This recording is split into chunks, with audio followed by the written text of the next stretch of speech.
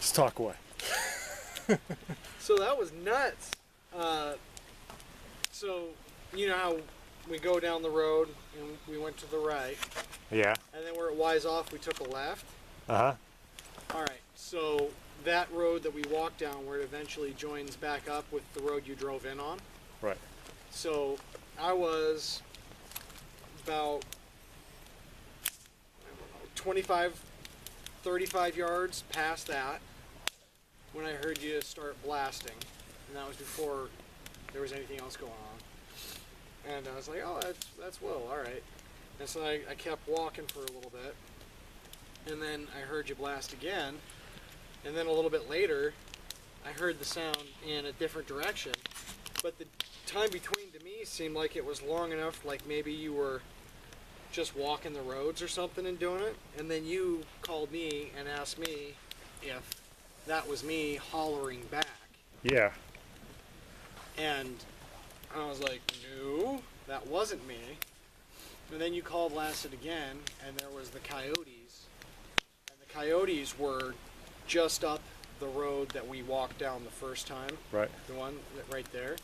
And then there was more sounds up in there. And so I was walking up that road to see what was going on up there. And then you call, blasted again, and all the sounds had moved from, because like it wise off like this, right? And so my left hand here is heading straight back to base, and this is the road that we walked down. Right. So when I first started walking, they were down this road, and then when they answered, when the answers and the sounds moved again, they were like if I were to just draw like a crow flies straight line to me in camp, that's where they were. Well, when all the sounds to begin with, everything was between me and camp. From first to last, everything was between me and camp. Well, I did that first blast, right? Mm-hmm. And I didn't have the parabolic on or anything like that. I wasn't really expecting anything. And that scream, I mean, Peg was way over here between both these fires, and she heard it clear as day. And so that's when I radioed you, and you said it wasn't you. And that's when I flipped on that parabolic and put those headsets on. And what I heard was not, it didn't sound like a coyote. It sounded similar to what we heard last month.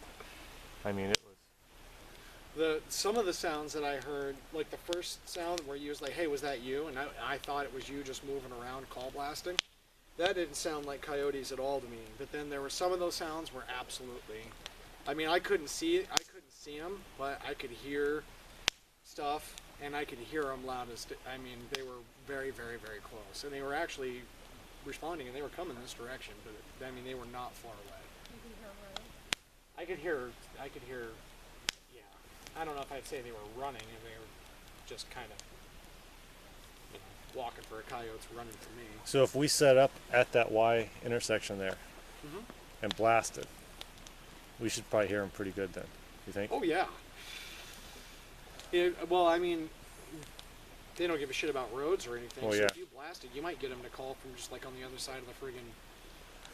Well, I was call blasting from your truck, yeah. so...